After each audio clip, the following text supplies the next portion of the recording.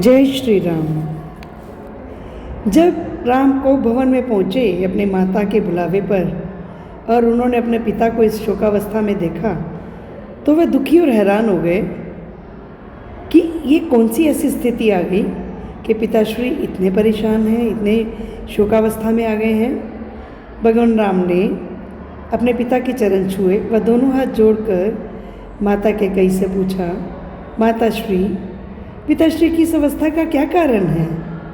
वह इतने उदास क्यों हैं? कैकेयी ने उत्तर दिया, तुम्हारे पिता ने मुझसे 2 वर मांगने को कहा था, मैंने तो बस वही 2 वर मांगे हैं। राम ने माता कैकेयी से उन 2 वरों के बारे में जानने की इच्छा प्रकट की तो कैकेयी ने उन्हें बता दिया कि पहला यह कि मैंने पिताजी से मांगा है कि आप अपने बाद भरत को अयोध्या का राजा बनाना।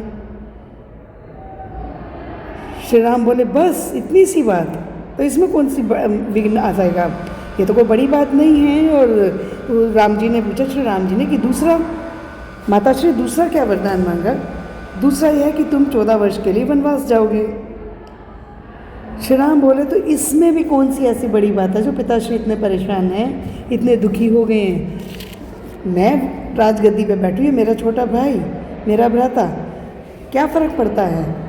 और अगर माता आपका अगर वो है मतलब आदेश है कि मैं वनवास को जाऊं, तो इससे बड़ी मेरे को खुशी की बात ही नहीं है कि मुझे मौका मिल रहा है कि मैं अपनी माता का और पिता का आशीर्वाद लेकर उनके आदेश का पालन करूं। राम ने माता के कई को विश्वास देते हुए कहा, आदरणीय माताश्री, आप चिंता ना करें, आपके दोनों वर पूर्ण होंगे। आपकी आज्ञा का पालन करना मेरा परम कर्तव्य है। सुनु जननी सोई सुत बड़ भागी, जो पित मात वचन अनुरागी। यह कहकर राम ने माता पिता का आशीर्वाद लेने के लिए उनके चरण स्पर्श किए। फिर वे कोप भवन से बाहर आ गए। लक्ष्मण, जो भवन के बाहर ही खड़े थे, उनकी बातें सुन रहे थे, उनके पीछे पीछे चल पड़े। उस तत्पश्चात राम अपनी माता कौशल्या के कक्ष में गए व उनको सारी कथा सुनाई। अपने पुत्र राम के लिए वनवास की बात सुनकर माता कौशल्या का तो रोना ही शुरू हो गया और बोली, पुत्र, मैं तुम्हें वनवास कदापि नहीं जाने दूंगी। परंतु राम ने कहा, श्री राम ने कहा, हे माता, आपने माता पिता की आज्ञा पालन करना, अपने माता पिता की आज्ञा का पालन करना हर पुत्र का प्रथम कर्तव्य होता है। मैं इस बात से बिल्कुल प्रसन्न हूँ कि मुझे अपने कर्तव्य का पालन करने का सुनहरा अवसर प्राप्त हो रहा है। यह सुनकर सीता और लक्ष्मण ने भी श्री राम के साथ जाने का निर्णय किया। श्री राम ने बहुत मना किया कि ये सीते, वन में बहुत तकलीफ़ होगी, बहुत परेशानियाँ आएंगी, तुम राजकुमारी हो, तुम उसे सह नहीं पाओगी।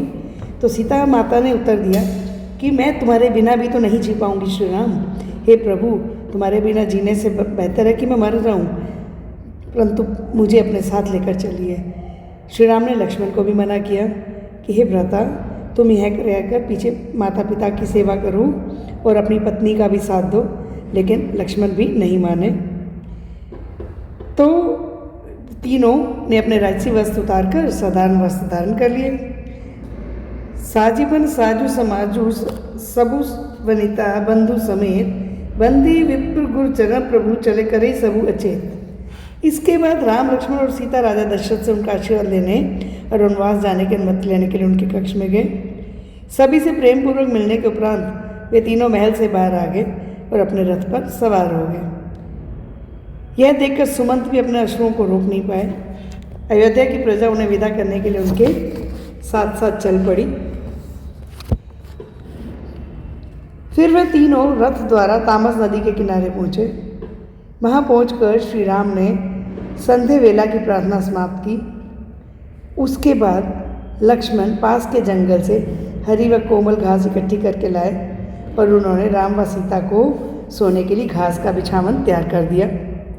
वह सारी रात लक्ष्मण ने और सुमंत से बातें करके व चौकन्ने रहकर बिताई ताकि कोई जंगली जानवर आकर उन पर आक्रमण न कर दे। सूर्योदय से पहले ही श्री राम उठे और उन्होंने सुमंत से कहा कि अगर अयोध्यावासी जान गए तो वो हमें यहाँ से आगे जाने नहीं देंगे, इसलिए हमें उनके जागने से पहले ही यहाँ से ले चलिए। सुमंत ने राम की आज्ञा का पालन किया फिर राम, सीता व लक्ष्मण वहाँ से चुपचाप घनघोर जंगलों की ओर निकल पड़े।